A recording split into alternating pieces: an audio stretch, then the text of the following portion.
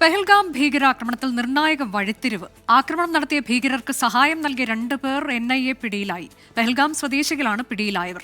ഭീകരരെക്കുറിച്ചുള്ള നിർണായക വിവരങ്ങൾ ഇവരിൽ നിന്ന് NIAക്ക് ലഭിച്ചു. പെഹൽഗാമിലെ കൂട്ടക്കുരുതിക്ക് ഭീകരർക്ക് സഹായം നൽകിയ 2 പേരെയാണ് NIA അറസ്റ്റ് ചെയ്തത്.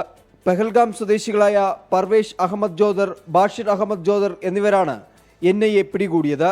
ആക്രമണത്തിന് മുൻപ് പർവേഷും ബാഷിറും ബൈസരൻ താഴ്വരയിലെ ഹിൽ പാർക്കിലെ താൽക്കാലിക കുടിലിൽ ഭീകരർക്ക് താമസ സൗകര്യം ഒരുക്കി. ഭീകരർക്ക് ആവശ്യമായ ഭക്ഷണവും മറ്റ് സഹായങ്ങളും ഇവർ നൽകിയതായും അന്വേഷണ സംഘം കണ്ടെത്തി.